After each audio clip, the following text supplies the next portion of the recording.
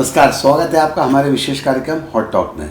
हमेशा की तरह मेरे साथ मौजूद है हमारे सहयोगी हॉटलाइन के एडिटर इन चीफ, जो कि लगातार पॉलिटिकल भविष्यवाणियाँ, चुनाव की भविष्यवाणियाँ और विश्व के अन्य तमाम देशों में होने वाली घटनाओं का पूर्वानुमान हॉटलाइन पर दे रहे हैं। और हाल ही में जो ईरान में घटना हुई, वहाँ के राष्ट्रपति की हेलीकॉप्टर दुर्घटना में मृत्यु हुई है, मौसम का बदलाव, ऐसे तमाम सारे प्रेडिक्शंस राजा भाई आपके सही साबित हुए हैं। तो उसके लिए आपको बहुत बहुत बधाई। इस तरह की खबरों पर आप काम करते हैं।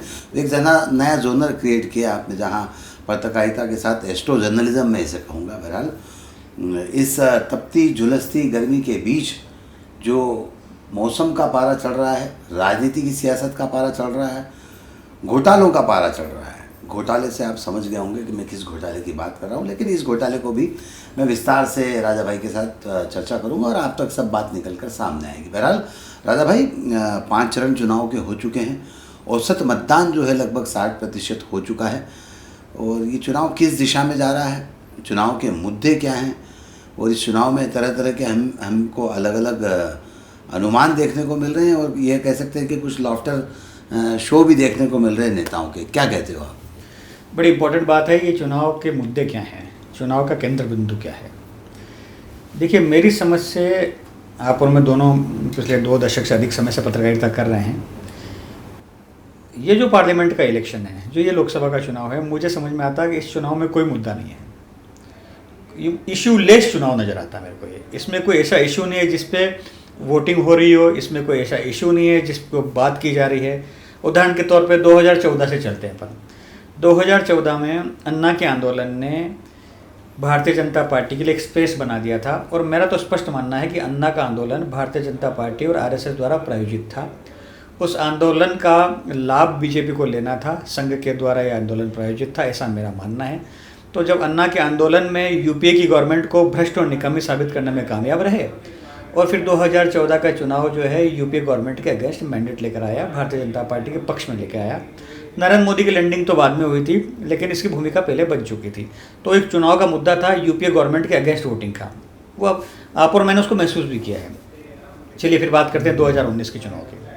2019 में सबसे बड़ा जो मास्टर स्ट्रोक था वो सर्जिकल स्ट्राइक था, बालाकोट का सर्जिकल स्ट्राइक। उस सर्जिकल स्ट्राइक के आसपास चुनाव खड़ा हुआ, और राष्ट्रवाद की भावनाओं को लेकर भारतीय जनता पार्टी ने उसको इनकेश किया। फिर वो चुनाव खड़ा होते चला गया। फिर भारतीय जनता पार्टी को 303 सीटें आई। ये भी आप और मेरे सामने है। यदि आपको ध्यान हो तो 2014 में भारतीय जनता पार्टी को मिले थे 17 करोड़ वोट, और 2019 में मिले थे 22 करोड़ वोट। तो वोटों का परसेंटेज भी भारतीय जनता पार्टी के अकाउंट में बढ़ता चला गया, और कांग्रेस वहीं खड़ी रही। 2014 में कांग्रेस के पास 10 करोड़ वोट थे, और 2019 में कांग्रेस के पास अराउंड 11 करोड़ 60 लाख वोट मिले थे। कांग्रेस वहीं के वहीं खड़ी रही, कांग्रेस ग्रो नहीं कर रही थी। आपने जो मुद्दा पूछा, मैंने इसलिए इतनी भूमिका बनाई कि उस समय ये मुद्दे हुआ करते थे। आप मुझे बताइए, इस चुनाव में कोई ऐसा मुद्दा है कि जिस पे मतदान हो। सपोज कीजिए अपन मध्य प्रदेश के विधानसभा की बात करते हैं, तो एक लाडली बहना एक मुद्दा था कि क्या लाडली बहना के साथ मतदान होगा, या लाडली बहना के पक्ष में मतदान होगा, या लाडली बहना काउंट होगा या नहीं होगा। एक मुद्दा तो था। लेकिन लोकसभा में तो आप राष्ट्रव्यापी देख लीजिए, कोई मुद्दा नजर नहीं आ रहा है। कोई गुड गवर्नेंस पे बात करने को तैयार नहीं है। भारत भले ही चंद्रयान पर पहुंच गया, और चंद्रयान पर पॉलिटिकल कोई बात नहीं हो रही है। आप मुझे बताइए कि चंद्रयान पे इनकी भाषणों में डिस्कशन हो रहा है क्या? आप मुझे बताइए, महंगाई पे कोई डिस्कस कर रहा है क्या? कोई बेरोजगारी पे डिस्कस कर रहा है क्या? कोई स्टॉक मार्केट पे डिस्कस कर रहा है क्या? कोई इकोनॉमिक पे डिस्कस कर रहा है क्या? कोई ट्रिलियन इकोनॉमी पे डिस्कस कर रहा है क्या? कुछ नहीं। चुनाव कहाँ चले गया है? चुनाव चले गया है पारंपरिक रूप से। भारत का कोई भी चुनाव भारत पाकिस्तान के बिगड़ नहीं होता। भारत का कोई भी चुनाव हिंदू मुसलमान के बिना नहीं होता। भारत का कोई भी चुनाव मंदिर मस्जिद के बिना पूर्ण नहीं होता, जिसको बखूबी से नरेंद्र मोदी भी पूरा कर रहे हैं और विपक्ष भी पूरा कर रहा है। ऐसा नहीं कि एक ही पार्टी कर रही है। जिसको जहाँ मौका मिल रहा है वो अपने पॉलिटिकल टूल का इस्तेमाल कर रहा है। आपने पूछा चुनाव कहाँ जा रहा है, इसलिए मैंने बताया चुनाव जा रहा है हिंदू मुसलमान, भारत पाकिस्तान और मंदिर मस्जिद की तरफ, ज़्यादा बच्चे पैदा करने वालों की तरफ, मंगलसूत्र की तरफ, गाय भैंस की तरफ, बाबरी ताले की तरफ, इन तरफ चुनाव जा रहा है। तो चुनाव में मुद्दा क्या, मुझे आप ही बताइए, चुनाव में मुद्दा क्या दिख रहा है क्या? सही बात है राजा भाई, आपका कहना बिल्कुल दुरुस्त है कि चुनाव किस दिशा में जा रहा है और चुनाव किन मुद्दों पर लड़ा जा रहा है, इसका कोई यहाँ पर कोई सीन देखने को नहीं मिलता, कोई ऐसी स्थिति निर्मित होती नहीं दिख रही कि चुनाव कहाँ जा रहा है। ये बात सही है। आप बात करते करते जब आपने आरएसएस की बात कही और तो यकाएक मेरे दिमाग में एक प्रश्न उठा कि आरएसएस की भूमिका को लेकर चुनाव में हमेशा ये बात की जाती है कि संघ ये कर रही है, संघ के कार्यकर्ता ये कर रहे हैं, लेकिन भारतीय जनता पार्टी के राष्ट्रीय अध्यक्ष जेपी नड्डा जब बयान देते हैं तो उस बयान जो आरएसएस के से भटकने वाला बयान है, आरएसएस की जो आरएसएस पर जो भाजपा की डिपेंडेंसी है उससे अलग हटने वाला बयान है, तो इसको किस परिप्रेक्ष्य में देखते हैं आप? देखिए उसमें आप ना ये एक टेक्निकल गुगली फेंकी हुई है जेपी नड्डा की, इसको आप समझने की चेष्टा कीजिए आप। जी। दरअसल भारतीय जनता पार्टी और आरएसएस में कोई फर्क नहीं है जी। आरएसएस का कार्यकर्ता ही भारतीय जनता पार्टी का कार्यकर्ता है और भारतीय जनता पार्टी का कार्यकर्ता ही आरएसएस का कार्यकर्ता है। यही बीजेपी का कार्यकर्ता विजयदशमी के दिन पथ संचलन में शामिल होता है, यही आरएसएस का कार्यकर्ता भारतीय जनता पार्टी के लिए वोट मांगता है। तो आइडियोलॉजिकली कोई फ़र्क नहीं है, भले ये संघ अपने आप को अलग कहता हो, अलग बताता हो, लेकिन ये वही लोग हैं जो बीजेपी के लिए वोट मांगते हैं, ये वही बीजेपी के लोग हैं जो खाकी निक्कर पहन के या खाकी पैंट पहन के पथ संचलन करते हैं। जब एक ही एरिना में आप लोग काम कर रहे हो तो अलग अलग नहीं हो सकते हो। दरअसल जेपी नड्डा ने जो स्टेटमेंट दिया है वो स्टेटमेंट में उसमें यह कहा कि अब भारतीय जनता पार्टी खुद अपने सेल्फ स्टैंड होती जा रही है, इसलिए संघ की आवश्यकता नहीं है। तो सच्चाई ये है सर, आप भी इस बात से वाकिफ़ हैं कि आरएसएस जो मूल रूप से एक ऑर्गेनाइजेशन है वो भारतीय जनता पार्टी का बैकबोन है, उसी बैकबोन के आधार पर भाजपा खड़ी रहती है।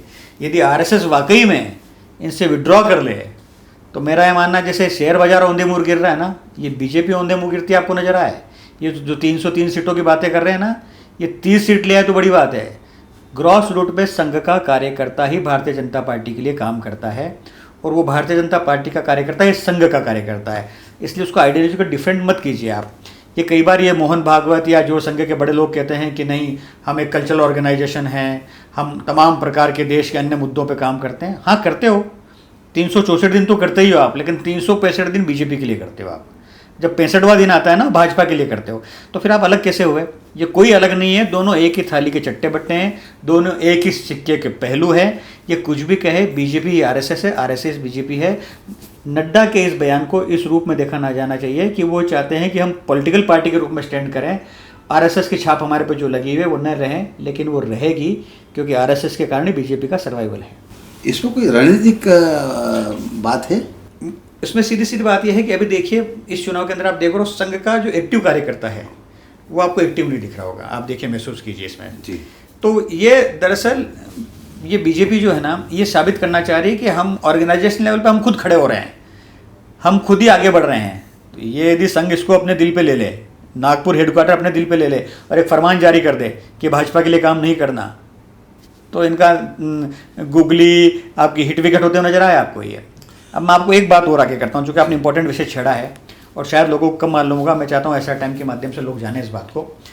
शायद आपको याद है इंदौर के अंदर 2013 में, जो सब मुझे याद आता है 2013 में 10 जनवरी तारीख है, 2013 में एक संघ का बड़ा कार्यक्रम होता है, मालव प्रांत संघ का कार्यक्रम होता है, वो सुपर कॉरिडोर पे होता है, जिसमें तकरीबन 10 लाख मालव प्रांत के स्वयंसेवक संघ के वो आए थे, कार्यकर्ता आए थे।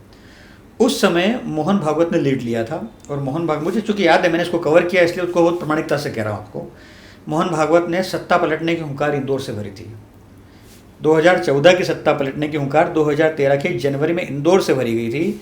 मोहन भागवत ने यह कहा था, रोटी को पलटो, पान को पलटो और घोड़े को घुमाओ। ये संघ के प्रमुख ने संघ के 10 लाख कार्यकर्ताओं के बीच में ऑन रिकॉर्ड ये बात कही थी। उसका इशारा साफ था, यूपी की गवर्नमेंट को बदलने के लिए ये इशारा किया गया था। उसके बाद मेरी मोहन भागवत से अलग से विषय में चर्चा भी हुई थी, वो अलग सब्जेक्ट है, ठीक है। और इसी मोहन भागवत ने नरेंद्र मोदी का चयन किया था बतौर प्राइम मिनिस्टर कैंडिडेट। उसमें आडवाणी जी नाराज हुए, आडवाणी घर बैठे।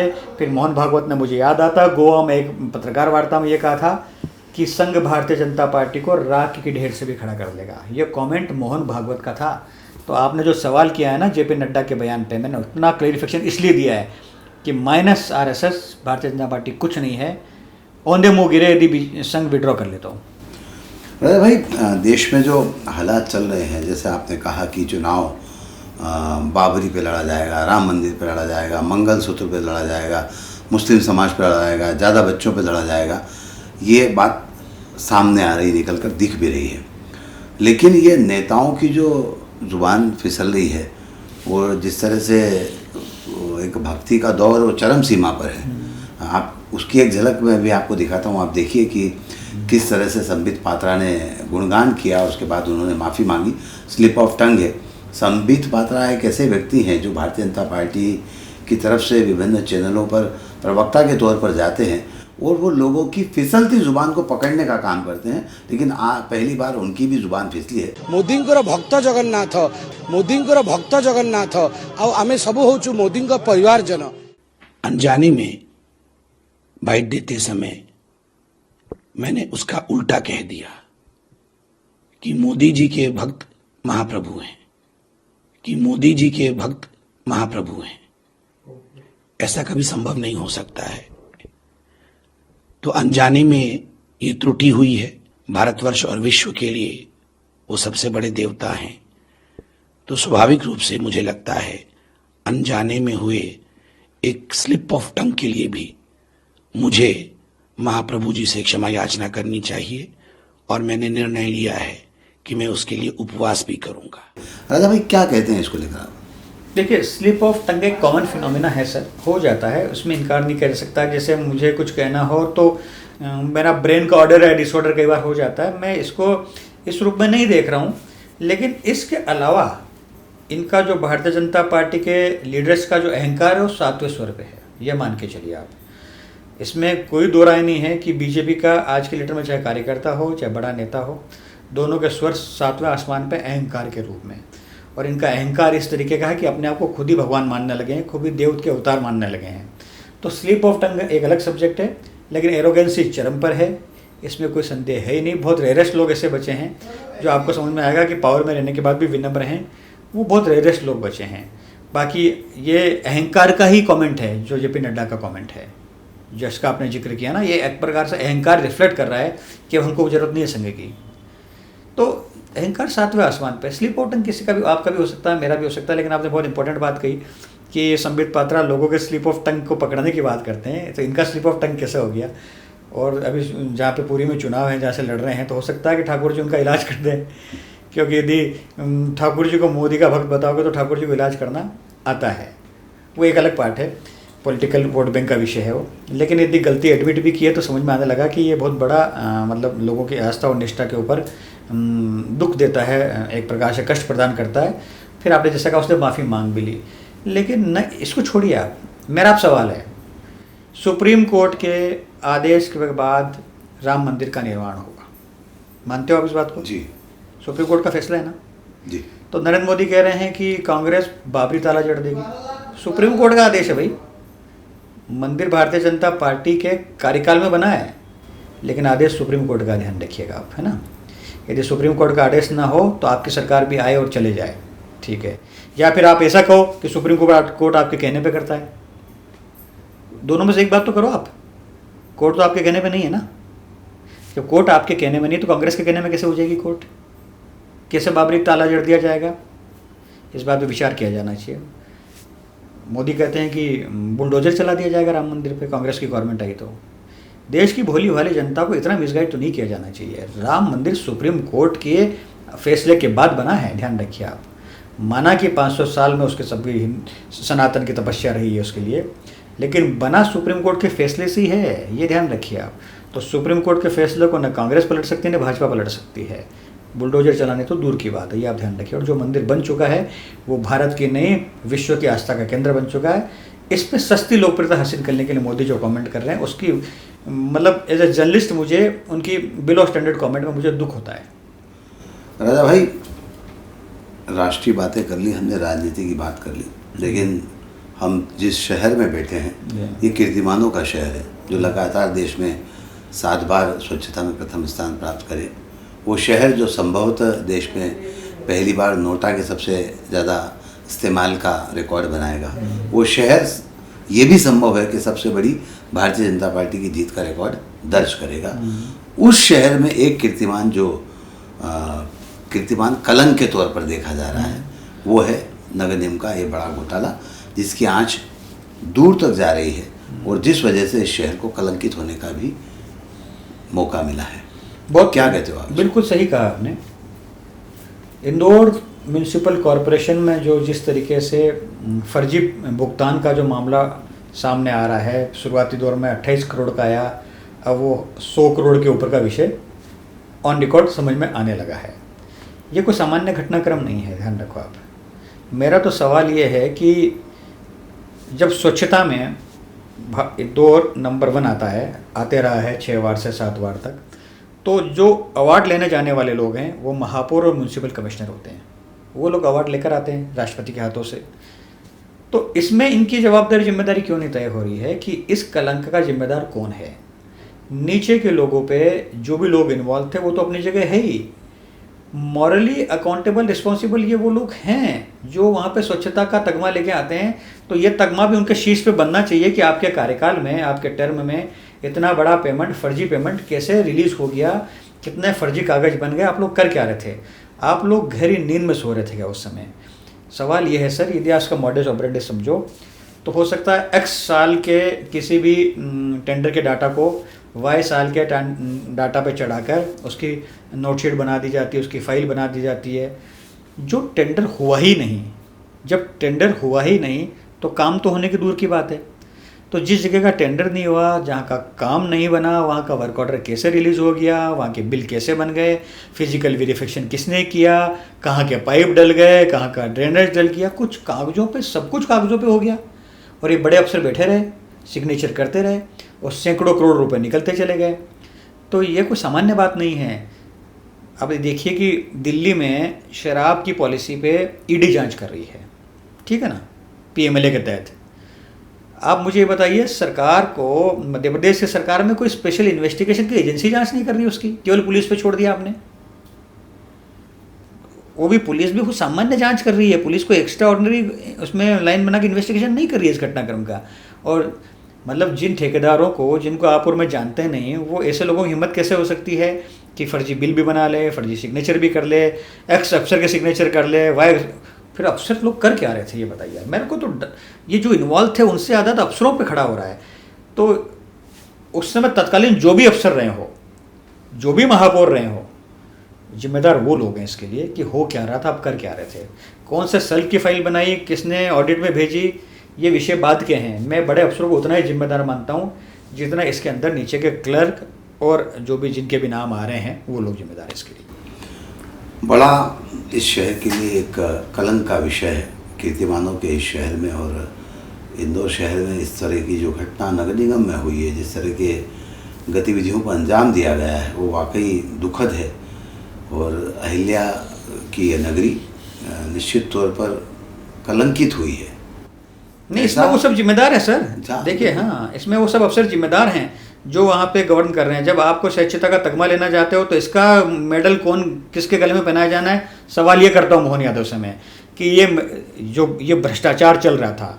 मैं ये नहीं कह रहा हूँ कि बड़े अफसरों का इन्वॉल्वमेंट था या नहीं था, ये जांच का विषय है, लेकिन उनके गले में ये मेडल जरूर पहना हो आप कि आपके कार्यकाल में ये फाइलें कैसे रिलीज़ हो गई, जो काम आज तक टेंडर पर जारी नहीं हुआ उसके पेमेंट कैसे हो गए, आप लोग गहरी नींद में सो रहे थे क्या, आप लोग कर क्या रहे थे। इस बात का जवाब उन लोगों से लिया जाना चाहिए जो यहाँ पोस्टेड रहे हैं, चाहे वो महापौर हो, चाहे म्यूनिसिपल कमिश्नर हो, चाहे प्रिंसिपल सेक्रेटरी अर्बन हो, चाहे मिनिस्टर रहे हो, सब इसके लिए जिम्मेदार हैं। क्योंकि बड़ा अमाउंट यदि रिलीज़ हो रहा था तो किसके कहने पे हो रहा था, और फिर आपके बैंक से जो पैसा जा रहा, तो आप ये नहीं पूछ रहे हो ये पैसा जा किसको रहा है, इसने काम कहाँ किया।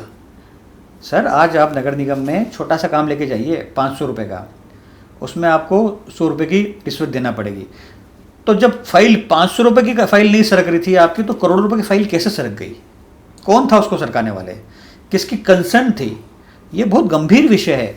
देश का सबसे बड़े करप्शन का मॉडल में से इंदौर का मॉडल निकला है, और जो भी इसके लिए जिम्मेदार है उन सब को भी उसका पनिशमेंट होना चाहिए। बिल्कुल ठीक कहा राजा भाई ने कि 500 रुपये के काम के लिए 100 रुपये देना पड़ते हैं। जो 500 रुपये की फाइल 100 रुपये दिए बिना आगे नहीं बढ़ती, तो ये तो बड़ा अमाउंट था। ये फाइलें कैसे आगे गई और कैसे इन पर हस्ताक्षर हुए, और क्यों जिम्मेदार अधिकारियों ने इस ओर ध्यान नहीं दिया, ये सोचने का विषय, समझने का विषय।